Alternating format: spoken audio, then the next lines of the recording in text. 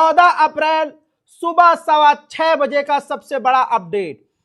जिस राष्ट्रपति ने आज तक कभी, जिस गुलाबी सुअर ने आज तक कभी अपना एक ट्वीट डिलीट नहीं किया, एक गलत कदम उसको उठाना इतना भारी पड़ गया कि उसने अपना ट्वीट डिलीट कर दिया। जी हां, ये देखिए दोस्तों, डोनाल्ड ट्रंप ने एक पोस्ट किया था पॉप लियो को जलील करने के लिए, और उसने अपने आप को गॉड दिखाने की कोशिश की कि मैं ईसा मसीह हूं।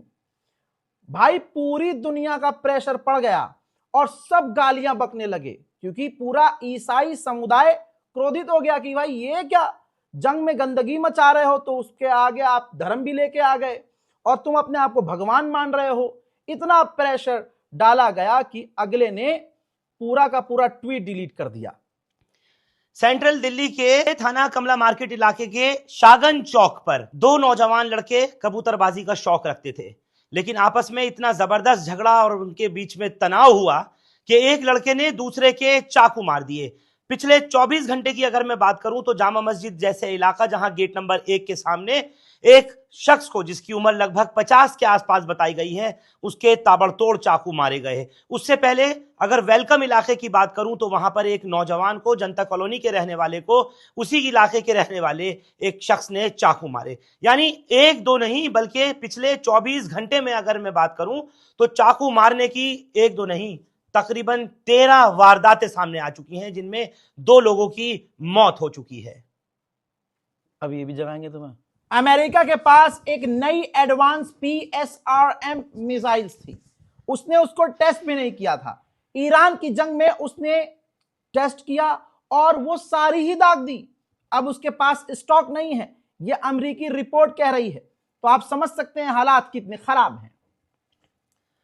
मुस्तफाबाद इलाके के दयालपुर थाने में गली नंबर 1 दयालपुर की एक बारात जा रही थी।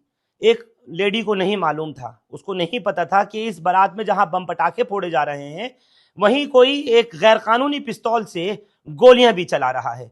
उसी वक्त में शादी की खुशियां मातम में तब्दील हो गईं जब नीचे से किसी ने फायर किया। उस महिला के वो गोली छूते हुए निकल गई। आनन फानन में GDB अस्पताल उसको पहुंचाया गया, जहां अभी भी उसका इलाज चल रहा है। अब आप सोच सकते हैं भैया कि शादी तो करना वैसे ही टेंशन की बात है, ऊपर से मनहूस मारे अब बारात भी नहीं देख सकते। आदमी आगे ऊपर से झांक रहा हो, गोली फाड़ के निकल जाए। खैर, क्लियर बात यह है भाई, कहने का मतलब आज इस वीडियो से यह है कि अबे क्या सिर्फ मैं जगाता हूं पूरी रात? एक आदमी 20 साल से पूरी पूरी रात जगाता है, उसको कुछ नहीं कहते तुम? राजा भाई सोने नहीं दे, सुअर हट। हजरत, ईरान ने अरबों के साथ गेम कर दिया है।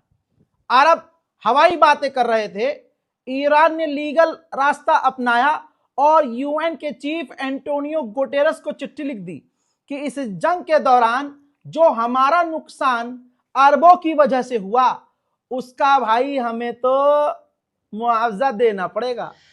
जिस नौजवान लड़के के चाकू उसके एक दोस्त ने ही मारे, उसकी हालत इस वक्त स्टेबल बताई जा रही है। कमला मार्केट थाना पुलिस ने मामले को दर्ज भी कर लिया है। लेकिन एक सबसे बड़ा सवाल यह पैदा होता है कि आखिर दिल्ली की पुलिस क्या सो रही है? जैसे ये रात का अंधेरा है और इसमें लोग सो रहे हैं गफलत की नींद, इसी तरह पुलिस भी सो रही है। और क्या ये जो हथियार, चाहे चाकू, पिस्तौल, छुरी, उस तरह ये सब जो कुछ आ रहा है लोगों के पास, खासतौर से उन नौजवानों के पास में जो गैरकानूनी हथियार रख रहे हैं, पिस्तौलें रख रहे हैं, क्यों इस तरह की कोई इंटेलिजेंस इनकी काम नहीं कर रही? क्यों LIU के पास कोई काम नहीं है? और क्या वजह है कि इतने ज्यादा बदमाशों के पास में हौसले उनके बुलंद के हथियार, चाहे जिस पर कहीं भी इस्तेमाल कर लें? हम और आप क्या वाकई चैन की नींद सो पाएंगे या नहीं सो पाएंगे? ये नहीं सोने देंगे, ये नहीं सोने देगा आदमी। ये 20 साल से सबको जगा रहा है और तुम मुझे कह रहे हो? मुझे बोलने से पहले भाई एक बकरा बहुत बड़ा है। ये आदमी दिल्ली वालों को 20 साल से जगा रहा है, मैंने सिर्फ 40 दिन जगाया है, और अब हम दोनों मिलकर जगाते रहेंगे। तो भैया बताइए अपना चैनल, देखते रहिए हिंदुस्तान लाइव। फरहान याहिया और साथ ही रजा गराफी नाम है काफी। जय हिंद।